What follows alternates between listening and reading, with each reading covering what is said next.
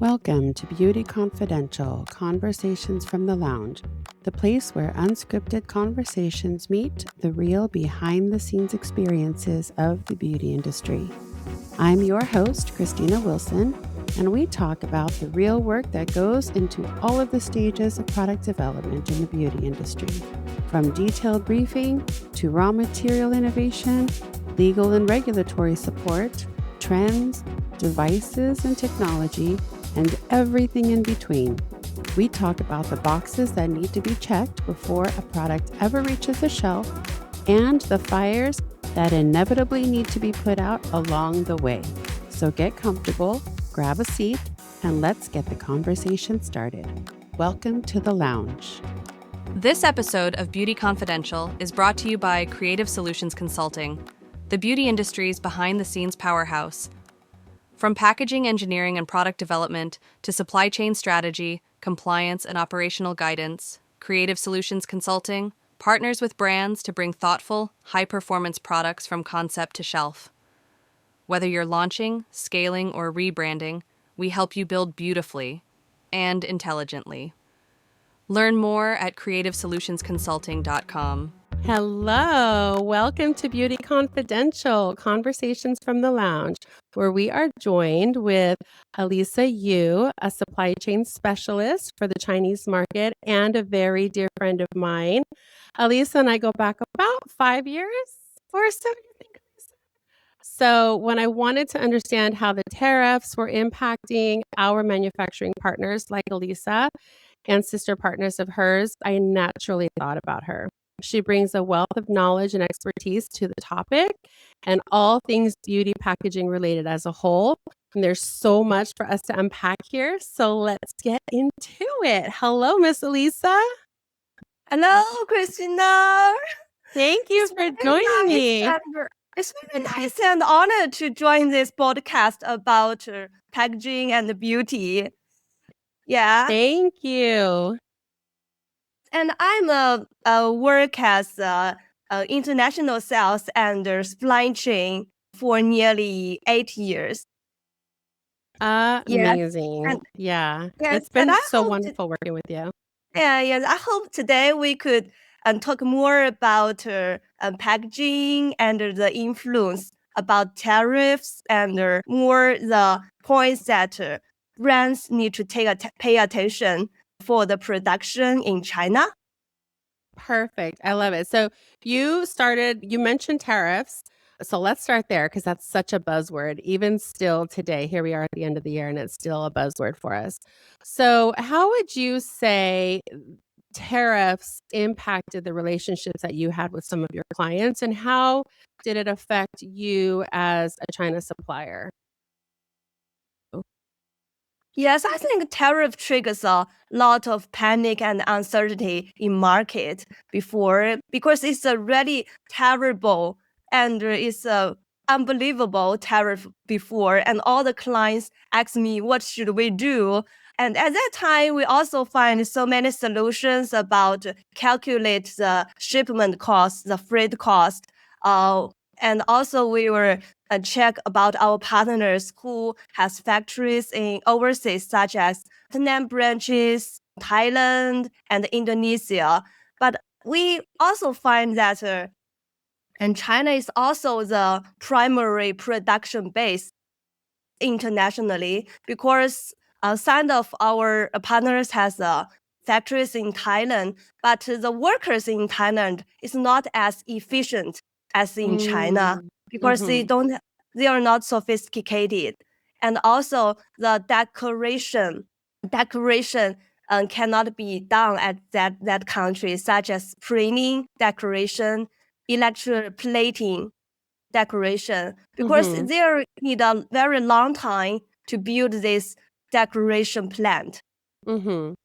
So are they limited in the options that they're able to provide for us, even though they could be a potential good partner for some things, maybe just not for all things? Yes. I think there is a comprehensive supply chain in China because such as some factories produce bottles, and some factories could make some decoration. There is a comprehensive supply chain, but in other countries, there don't have such as condition to build such a comprehensive supply chain. And also, I think, yeah. And also, I think in China, they will have a very huge production capacity because so many factories in China, but the production in overseas, they were limited. How would you say with the limitations and the panic that was caused by the tariffs, what were you able to do and what was your facility able to do to reassure your clients that you were still a very good option for them? You had mentioned about like different countries and their capabilities and how you were able to partner with them in some ways because the tariffs were not as high there as they were in China. Are you able to share anything to have a conversation with your client? You were able to calm their fear or their reaction and wanting to pull directly out of China and maybe wanting to produce more domestically to avoid the tariffs?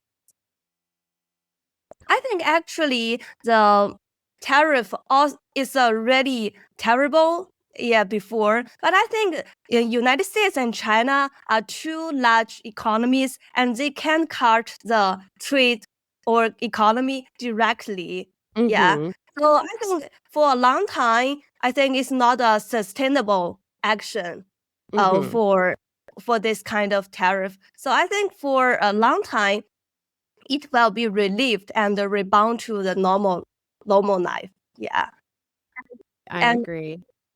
yes, and I think for this such tariff, I also check with so many factories, and some have the factories in overseas, and some don't have. And most of the factories don't have plants overseas because it needs invest a lot to build a plant overseas. And some tooling, we also have one set tooling in China. If we produced in products in overseas, we need to, make so many tooling, maybe at least two set tooling to overseas. So that is also a good large investment. Yeah. Yes, absolutely. Dollars. Yes. But yes, that's a very, very good point. So now I think brands are starting to sort of settle and recover from the initial fear of the tariff impact. And so I think that that's been good. And, the smoke is starting to settle a little bit for us.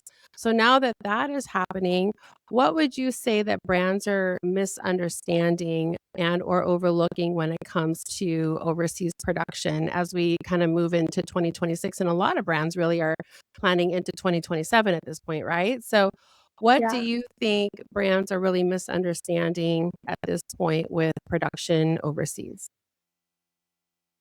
Yes, I know there's so many brands that produce packaging in China.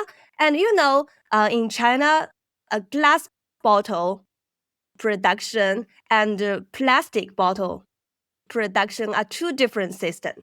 That means that the glass bottle factory can't produce plastic bottle, and plastic bottle factory couldn't produce a glass bottle. There were two different systems.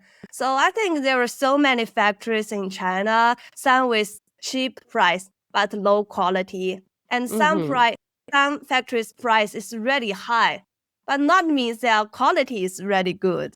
Yeah. That means their profit is very high.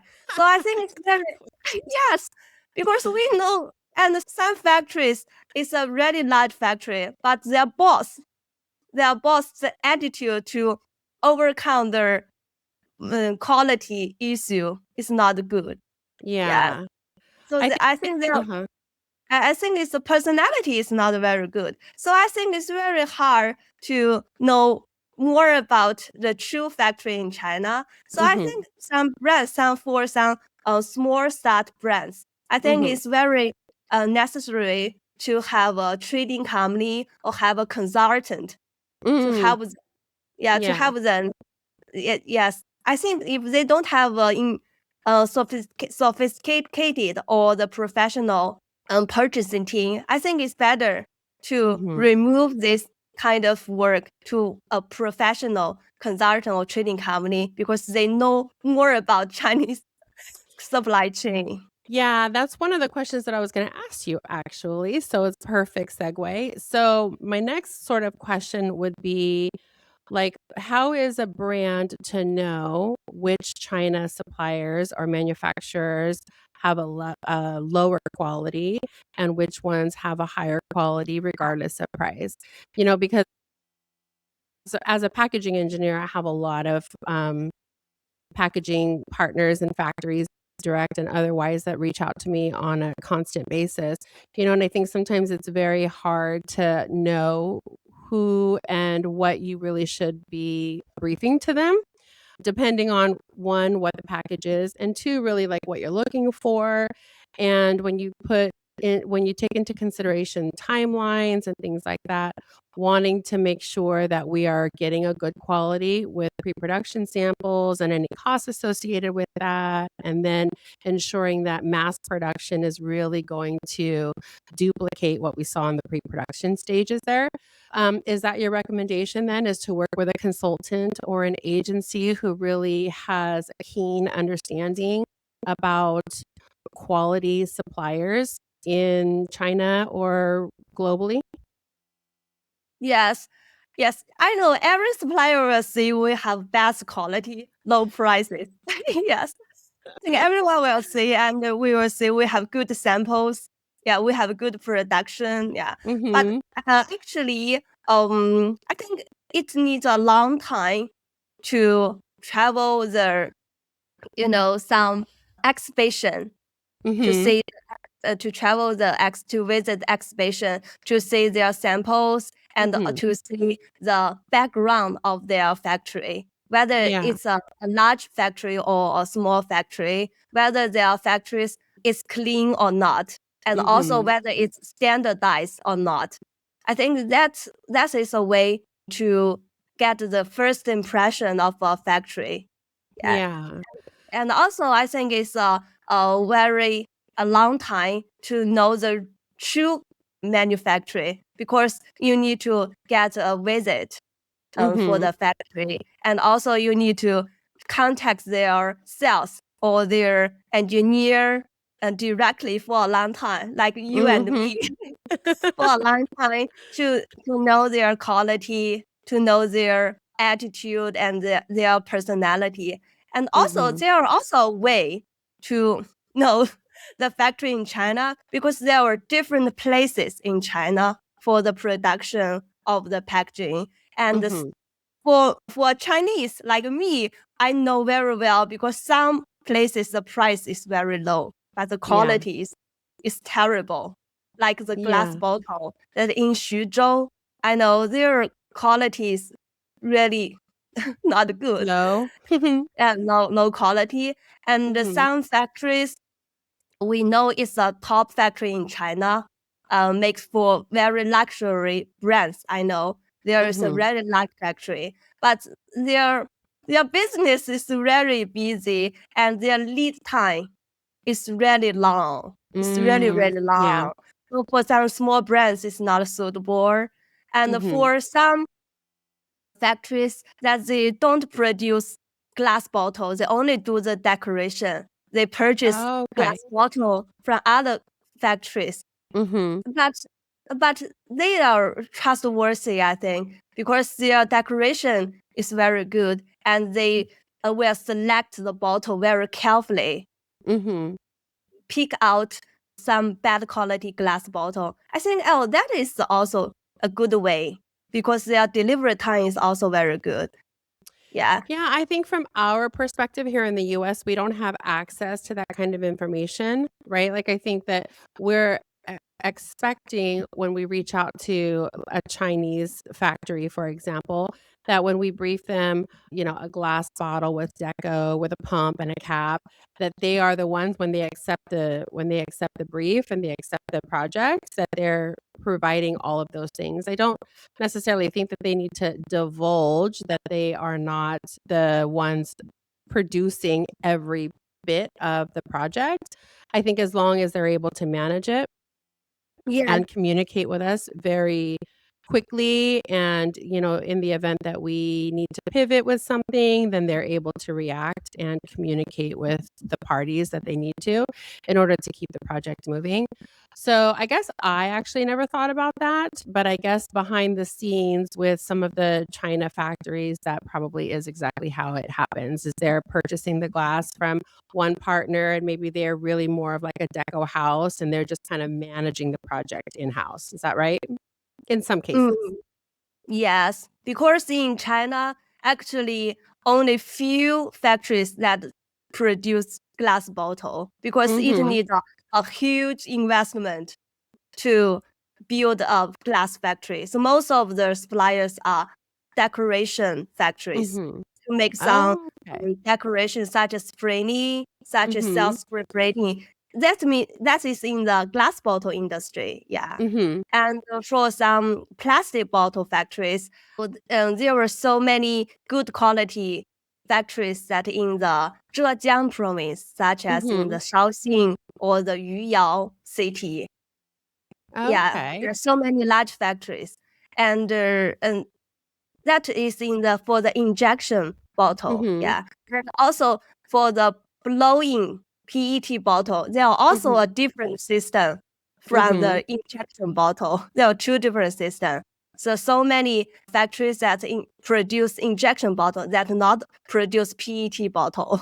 Oh, see, we're all learning something. Well, I don't know. I'm learning a little bit more today, so I love that about what you're able to bring to the show. So thank you for that. That's Yes, incredible. yes, so I think there are so many different systems for the production and so many things that only Chinese knows. So I think there is a good way for some trading company or some consultant or somebody Mhm. or some factory who is sophisticated in this industry to help Mhm. some small brands to choose the correct supply chain. Oh, I love that. Well, I love that we were able to talk a little bit about sort of the landscape and the tariffs and a little bit about sort of the sourcing of things. But I would love to understand, you and I have many, many years of like really focusing in on packaging across the board, right? Glass, PET, PE, and like all of the things, which I absolutely love. Which packaging categories do you think are becoming harder and really more expensive to produce that brands should be thinking about when they are briefing and developing new projects?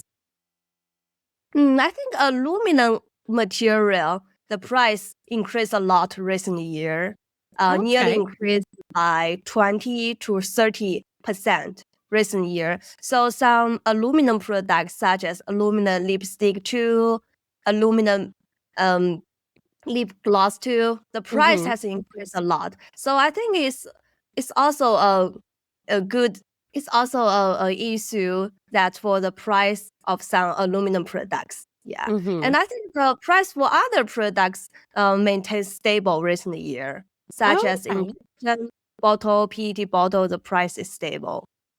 What about monomaterials, right? So I feel like monomaterials is like trending right now, along with PCR and PCR percentages and wanting to increase PCR while also taking into consideration, the higher the PCR percentage, the more brittle a package might be, and or the more issues potentially you can have.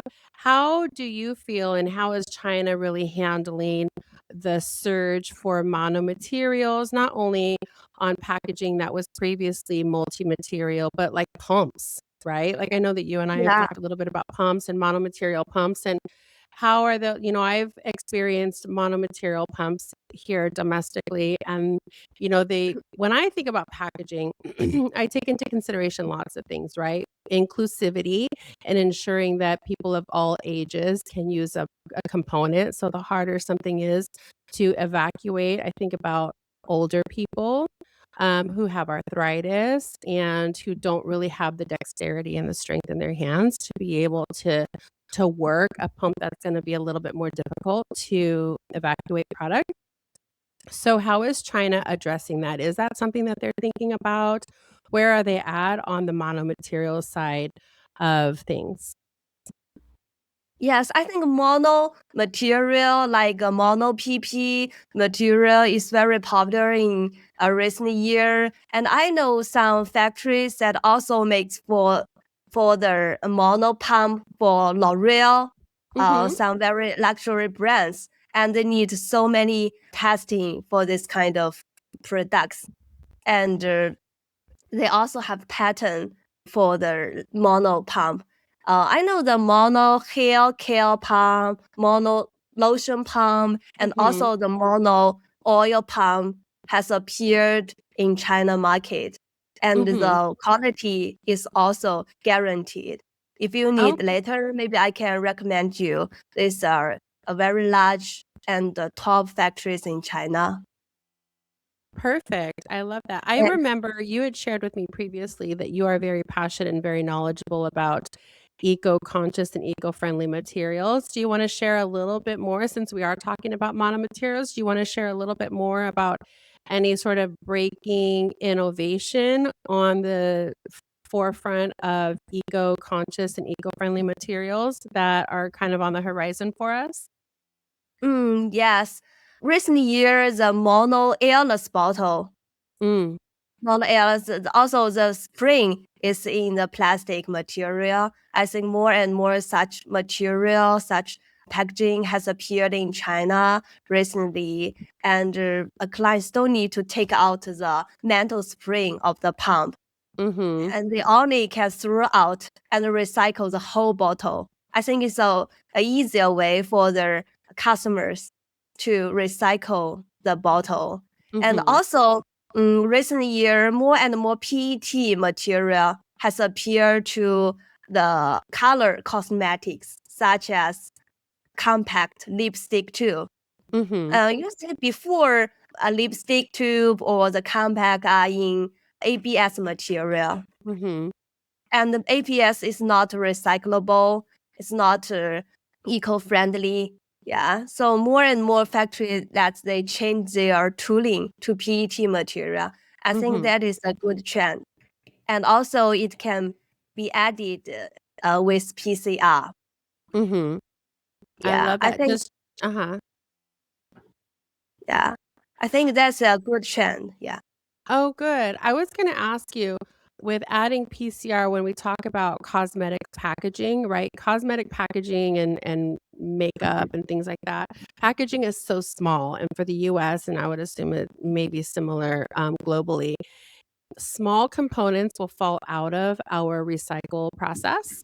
And so I guess would love to know sort of what your thoughts are in using PCR in those smaller size components if they are really not able to be recycled at the end of the day. Is it really my perspective on it is it's better to use PCR than to continue to add virgin materials into the environment. That's my perspective on it. And I think every brand needs to define what sustainability means to them and their purpose behind wanting to use recycled materials and not. So I think that's really a brand decision, but would love kind of your thoughts on using PCR or not using PCR when something that small is going to fall out of the recycle process anyway. Yes, I think PCR is also a trend recent years because if we add PCR, there will more content of the packaging that could be recycled because it's a recycled material. I think it's very good for the environment and also for some European country that recycled material or adding PCR is a must recent year. So I Mhm. think some brands is also need to pay attention to some regulation because some if you sell to some country that the recycled material is a must recent year. If Mhm. you choose the material that is unrecyclable, I think you need to change the material later. I think it's also a complex process Yes. later. That's Yeah. exactly right.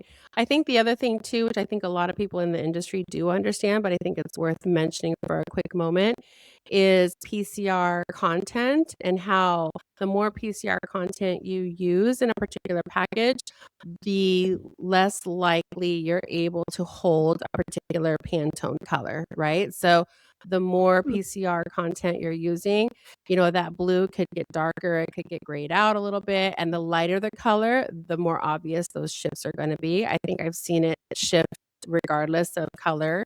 But do you think that China and or even any other global markets that are supplying PCR, do you think that that's coming a little bit further along as the years go on? Because I know there is a supplier here in the States that has found a way to make PCR and still have it be a very bright white. I'm just not sure how much trust we should have in that process.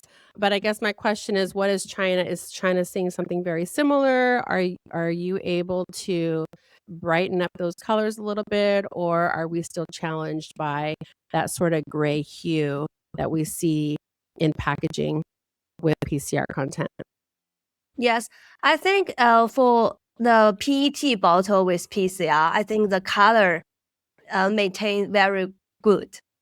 Don't have so much, changes or Mhm. black spot. I think for the PET material, it's very mature. Mhm. Yeah, for the PCR. And for the PP material, the color will be darker, will be blue, will be yellow with PCR and with black spot. Yeah. Mhm. Usually we use the Chinese raw material of PCR that's made in China. The price is much lower. Most of the brands could accept the price, such as Mhm. the price will 10% increase with the raw material, with the price without PCR only increase 10%. But Mhm. some material that imported from other country, the Mhm. price is very high, maybe 20 to 30% increased.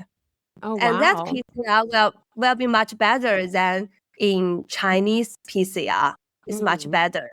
The color influence will lower, but the price is really high, and some Mhm. price even 50% higher. Oh So my I gosh, yeah. so I think that different PCR quality will have different prices. Mhm. If someone needs really good PCR with no color or less color influence, maybe Mhm. we need to import it from other country, and that Mm. price is really high. And Yeah. in Chinese PCR, I think the price is much lower. Okay. Yeah, Okay, great. yeah. Thank you for sharing that. When we talk about like innovation, is there any, materials or different types of innovative formats that China's kind of got on the horizon that we should keep an eye out for and get really excited about kind of in the next couple of years? Yeah, that's a great question. And I also visit some exhibition to see what kind of innovation packaging is recent year. I think the most popular trend is the, recyclable Mhm. material, such as some recyclable material located in the um, skincare or the color cosmetics. Mhm. More and more factories that remove some acrylic, ABS or AS material to PP or PET material, even Mhm. in some color cosmetics factories. I think this Yeah. is a good trend. And more factories that developed mono pump, Mhm. mono material, and to get more recyclable packaging recent year. Mhm. Yeah, Do I you have think any this is around lightweighting? So lightweighting is a term that is kind of floats around now and again, and lightweighting is about using less material than used previously. So, for example, a larger jar, like a double wall jar, right, is downsizing to potentially a single wall jar and using less material, things like that. Is that anything that China right now is looking at focusing on and pitching to any clients? Are any of your clients kind of focusing on lightweighting right now or anything similar? Yes, some clients that will reduce the weight of the jar, such as some PET jar will reduce the weight to get less plastic. Yeah, I Mm-hmm. think that is also a trend. And some double wall jar and they transfer to single wall, but it's also make it a beautiful appearance. Yeah. Mm-hmm. I love that. What about finishes? One of the things that I'm talking about right now with one of my clients is finishes, right? And about how the EPR initiative is what's the regulating against different types of finishes and processes. So, what is China doing to provide more eco-friendly and more compliant finishes to clients who right now, for example, are loving the soft touch finish, right? Soft touch is something that we're Yeah. going to have to stop doing for the EPR initiative. So, is there something that China suppliers are working on and or providing to their clients as an alternative that would give a very similar feel and or experience to the consumer, but is more eco-friendly? Yes, I think more and more factories that transfer to more eco-friendly plant for the spraying plant. They Mhm, invest a lot of money to make it this decoration less pollutant. Yeah, less mhm, pollutant and more recyclably. Yeah, I mhm, think that is a trend. And mhm, also for some decoration that is not environmental friendly and more is stopped by government recent year. Yeah, mhm, and they push them to make the factory water more recyclable and make some such as the glass bottle factory. They will mhm, make the production more friendly and less pollutant. Yeah, I think that is a trend from the production process. mhm, It will have less carbon and more friendly production process. Yeah. mhm. Oh, I love that they're trying to be more proactive on behalf of their clients. That's amazing. Yes, Um, mhm. and also for some screening process, it also make it more more eco friendly. Okay. The Yeah. print did you say printing? Yeah, spraying process. Oh, okay. Oh, awesome. Is there anything else that factories are doing to even present other sort of finishes that we've not experienced in market yet while also being more innovative? Is there anything that's kind of that we can look forward to seeing here in the next couple of years? Look at I me think trying to get all up in there with the secrets. some of my clients that choose the iridescent Mhm. electric painting bottle. I think it's very beautiful, and the production is also very eco-friendly, not Okay. pollutant. Yeah, they have the certification for very eco-friendly production, and the Okay. technology is very beautiful. It's iridescent. I know, I've seen it. So electroplating is an eco-friendly process. Yes, Okay. some factory is not eco-friendly, but the production decoration factory we cooperated is eco-friendly. Okay, and then you're able to provide clients documentation to support that. So if they were audited or something like that, then they've at least got documentation to support the fact that the process that you're using and or your sister factory is using is eco-friendly and is still compliant with the initiative. Yes, we need to consider eco-friendly and beautiful appearance at the same Mhm. time. Yeah, exactly. Okay, perfect. Let me see. What would you say are some of the most common misconceptions that brands have when developing packaging overseas? Do we it's like I think the things that probably come to mind are timelines. We're always like everything's always on fire, right? Everything's always burning and we're always wanting things like tomorrow or Mm, yesterday. Are there any, misconceptions and or just things in general that you would like brands to know when working with factories overseas? Yes, I met some situation that the factory, the brands didn't dig enough compatibility testing, and later the cap cracks. The cap is Mm, ABS or MS mhm, material. The cap cracks, and they tell me that they have a full compatibility testing before, and they send me the formula, and we test internally, and we mhm. say the incompatibility testing is for, it will Yeah. have compatibility, it's incompatibility with some formula. Mhm, Yeah. I think that is a great loss for brands because the products has come into market and so mhm, many consumer claims later. And also there is incompatibility for the formula with cell screen printing. The cell uh-huh, screen being sealed off later, and they mhm, don't know why. And they mhm, send the formula later to us. We say it's incompatibility with the formula. mhm, I think before the products get into market, that brands need to take enough testing for this kind of issue, or they can send some formula to us. Maybe we mhm, can also help test. I think that is a good point that brands need to focus on. Yeah, and also I suggest that some brands could purchase such as bottle and pump together in one factory mhm, or one supplier, because we met some issue that the bottle is incompatible with the pump. They will mhm, have a linkage during from the bottleneck at the mhm, pump head. They have a linkage, and mhm. they check with the bottle factory. They say this is a pump factory's issue, Oh, it's and never they anybody's fault. then It's never anybody's nobody fault.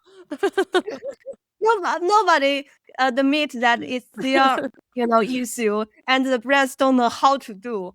Mhm. Maybe the two have no fault, but they are not matched. Yes, exactly, And and I think too, one of my experiences with you and working with your factory is that you do offer a multitude of tests, right? Not stability and compatibility, but you do offer as part of a partnership with your clients is leakage testing. And you'll do torque testing and different types of, some of the testing, like you mentioned, formula on pack to make sure that, externally there aren't going to be any issues with the silk screen, especially if it's like an alcohol-based product, right? Where you're worried that all your silk screen is going to come right off with the formula. So my experience with you is that, yes, there were some instances where I was able to just do some additional sort of, due diligence testing with you, and you were able to test formulas with Pack, and it was great. I don't even think that there was an instance where anything failed. Maybe there was one instance actually, but we were able to catch it before we went into production. So I think that can be one of the really great benefits of working with a partner like you is you are not just about being a manufacturing partner. You really are a collaborative partner throughout the process. And if something is not working or there's an issue along the way, my experience with you has always been you don't come back to me with just an issue. You always come back to me with a couple of solutions. Well, I think we could try this and I think that we could try that. And so it becomes a very collaborative experience and you're more than just a manufacturer. You really truly are a partner with your clients. yes, I think so many testing is very necessary. Mhm. Yeah, such as some clients that choose not to have a plastic bag for some glass bottle. Oh, They will mhm. remove the plastic bag. And actually, we need to take the transportation testing to Mhm. ensure that the cell screen printing won't Rub off. uh, Mhm. peeled off. Yes, I think that is very important. Mhm. I Yeah. agree. When you say plastic bag, are you referring to the poly bag when you're shipping, mass production to a CM, to a filler? Yes, Mhm, some brands that don't need the plastic mhm, bags that over the bottles. mhm. they only need the carton box that is wrapped with, a lamination. Yes. And we also need to take a transport testing to say whether it's suitable or not. And also sometimes we remove the plastic bag, but we will make the bottle that is wrapped with lamination. So the lamination could protect the bottle. And Yeah. and also like and also I guess my next question is when you're shipping different shipping options, right? If a client chooses not to use a poly bag that will house kind of the glass bottle and or plastic bottle to keep silk screen from rubbing off and things, are you able to offer other options? I think a couple of other options that you and I have worked on together were just like foam sheets that have canals in them so that the bottles will sit in there and then they're just protected versus because I think sometimes it can be a challenge with our fillers. They'll charge us extra to remove poly bags from like every single bag. And so in an effort to try to avoid those additional labor costs, we'll look at other avenues of protecting bottles without the additional upcharge that a filler is going to charge us to remove all of those poly bags from the bottles. You know what I mean? Yes, I know. The labor cost is very expensive in America. Yeah, I know. So we sometimes remove the poly bags from bottle, but we make other lamination to protect it. So there is no need to pick out the bottle each one from the poly bags. So that way can save the labor cost. Perfect. Yeah, I love how creative you've always been able to be when I come back to you with concerns like that. Like, okay, we're not going to be able to do these poly bags. Let's talk about what our other options are Yes. that are going to be something that's going to be affordable for the brand. Yes. What changes or innovations are you excited about in like international manufacturing? Anything that we've not covered so far that you're really excited about debuting? Any sort of new formats and how a product can be dispensed? Anything that China's working on currently that you're able to share? Some innovation packagings. I won't tell anybody. It's just you and I.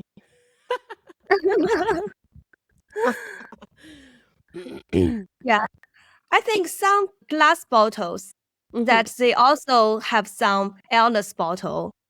So Oh, glass, like a glass airless bottle? yeah, a glass airless bottle, but the inner side is also in plastic one. Yeah, and also some color cosmetics. Yeah, I think they need use more recyclable material recent year. I think that's a very good trend. Yeah. Oh, great.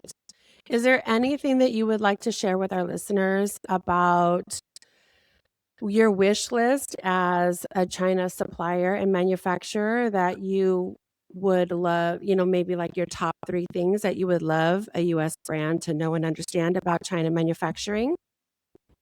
I think for foreign for the brands in United States, I think when they come to the cost to calculate the cost, I think they not only calculate the product cost but also calculate the shipment cost and also the tariff. So I think they need to have a integrated cost to see the overall cost for the whole project and also the development cycle, the timing, and also the regulation cost, and also the testing cost. I think when they start up projects, they need to consider all of these costs because I think cash flow is very important for a company. Sometimes 100%. Yeah. yes, 100%. because after tariff, one of my clients nearly their cash flow has a really great risk now because they developed very fast before and invest so many money into marketing or some other activities, but now their cash flow is terrible now. So I They're think struggling, yeah. yeah, they're struggling now. And can't pay the balance now. So I think Yeah. it's very important for brands to develop projects.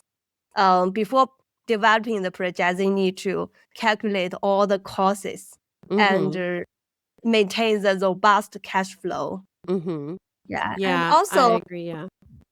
the sustainable packaging is a trend now. So I hope that brands could consider more about this kind of packaging because it's a trend now.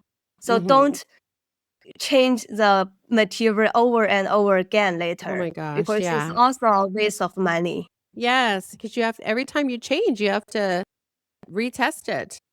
So Yes. yes, it is an additional financial burden. I think especially if you are paying into the initial test, I think it's something that you should take into consideration.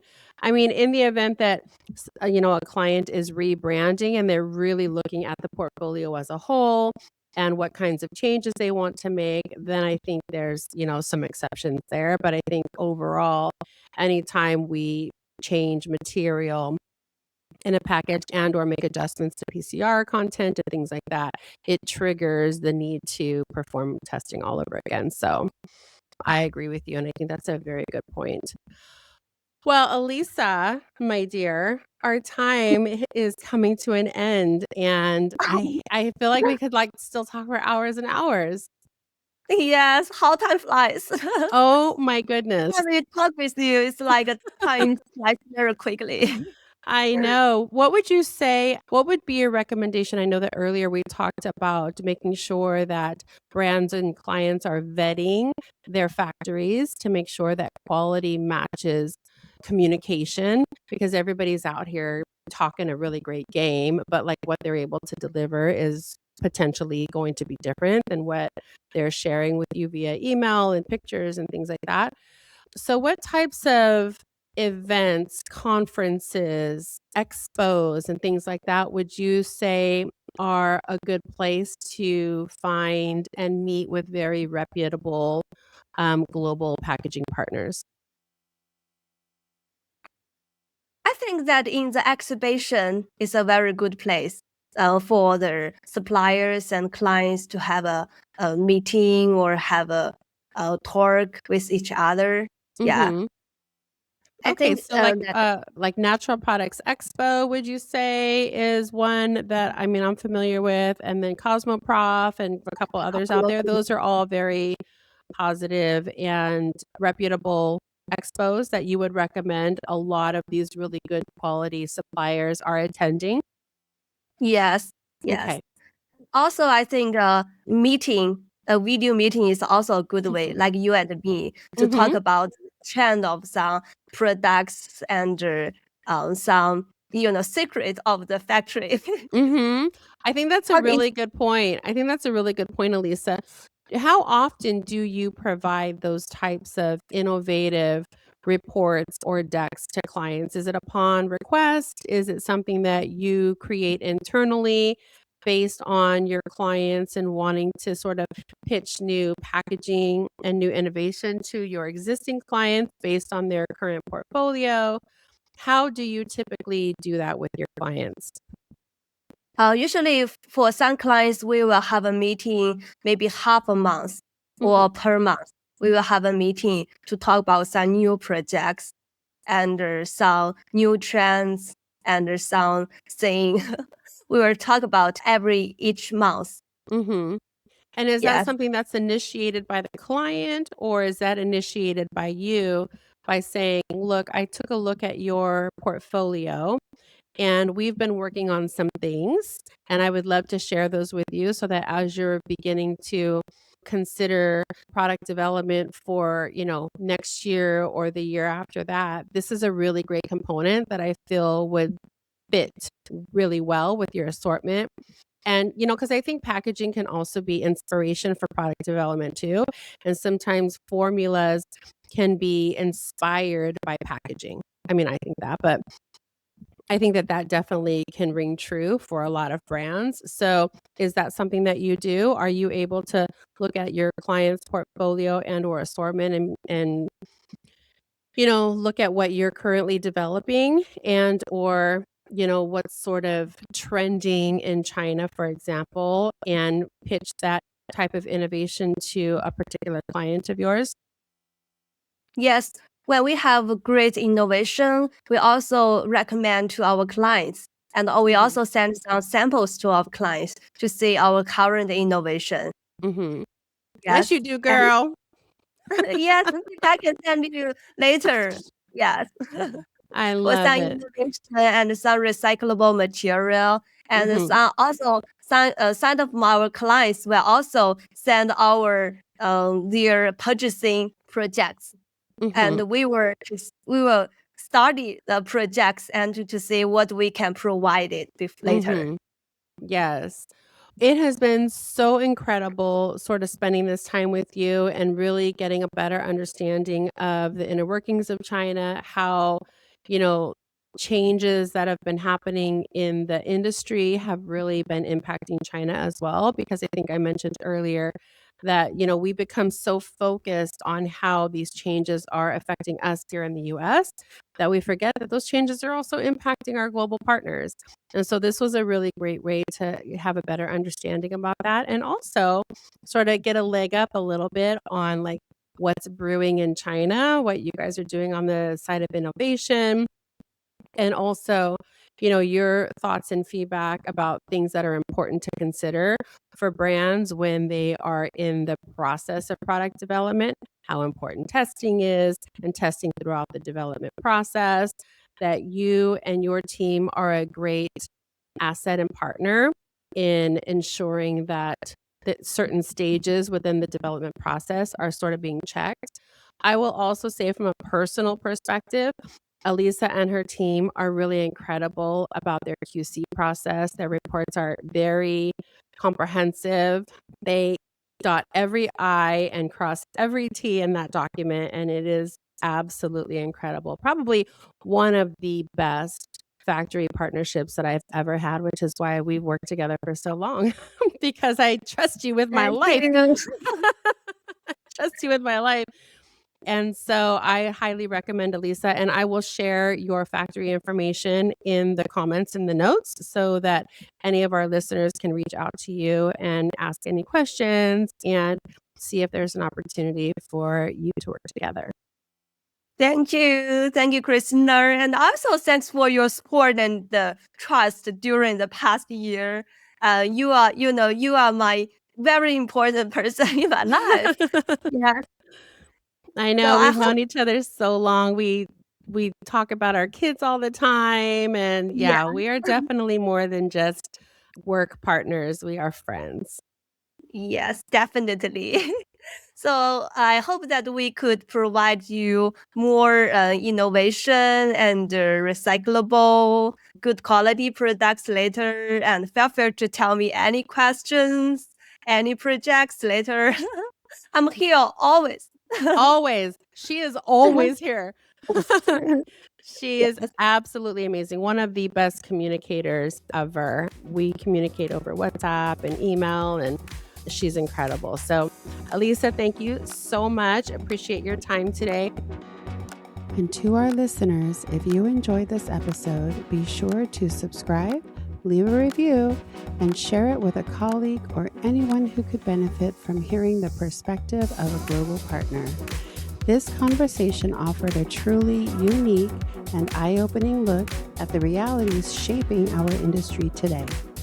Join me next time for another powerful behind-the-scenes conversation, this time from a domestic operations and supply chain perspective. We'll unpack how U.S. brands are navigating global shifts from current domestic infrastructure and the realities of moving manufacturing closer to home, to margin pressure, compliance, and the operational decisions that ultimately shape a brand's growth. It's another candid conversation helping define the future of beauty. Until then, stay curious, stay inspired, and stay beautiful.